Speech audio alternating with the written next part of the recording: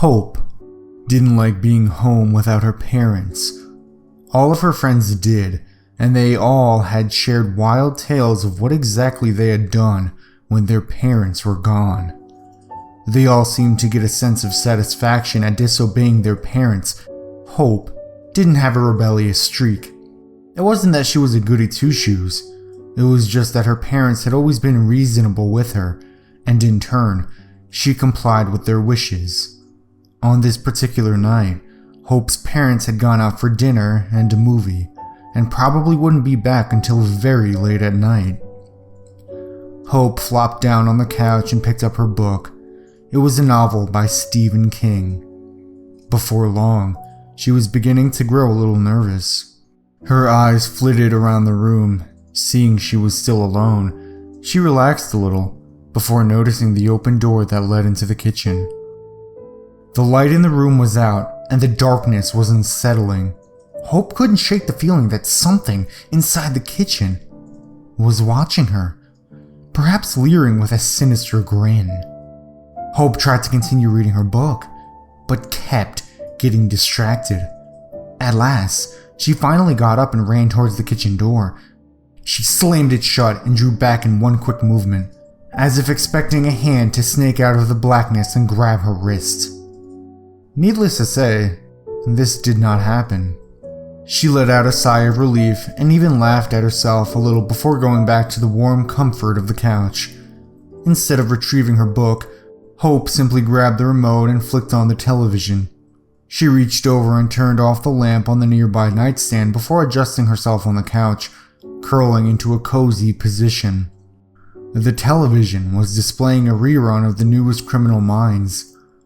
Hope swiftly changed the channel to the Cartoon Network. She had enough scary stories for one night. She glanced ruefully at her library book, which was now discarded on the floor. Hope slowly turned her head back to the television screen and, in her snug posture, gradually fell asleep. About an hour later, Hope was awoken by a sudden stream of light hitting her face. The light was shining in through her windows. She winced and turned away, moaning softly and cursing the light for interrupting her slumber. Just as suddenly as the light had come, it was suddenly gone. Thinking that a car must have come up her street, Hope shut her eyes and tried to blot everything out, from the blaring of the TV, from the gentle rain that was beginning to fall outside. The light came again, cutting through the window and illuminating the living room before shutting off once more.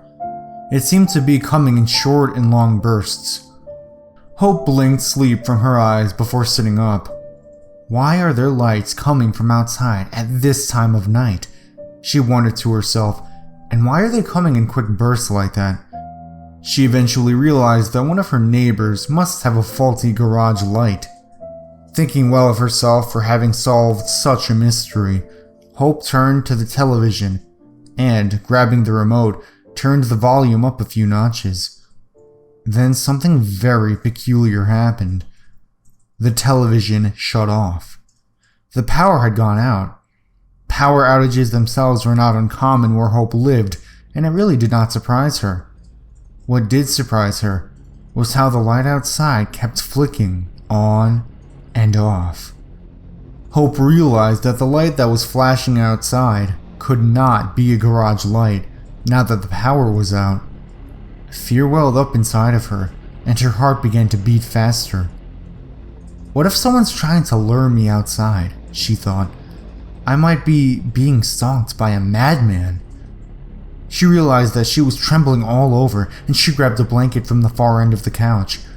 That's when a more disturbing thought hit her. What if he can see me now?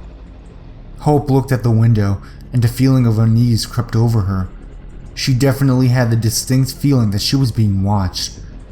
Hope made up her mind, then and there, what she would do. In a quick movement, she vaulted herself over the couch and huddled into the darkness. The flashing light continued, and seemed to grow more insistent, more impatient. Hope crawled along the floor before reaching up and grabbing the doorknob to the kitchen. She slowly turned it and slipped inside. She shut the door behind her, blocking out the flashing of the lights, but she could still see them underneath the crack of the door. She moved through the darkness and grabbed the kitchen knife from the counter. She sat down in one of the chairs at the far end of the kitchen and watched as the light became slower, as if discouraged, before eventually stopping altogether. Relief flooded over her, and in spite of herself, she let out a smile.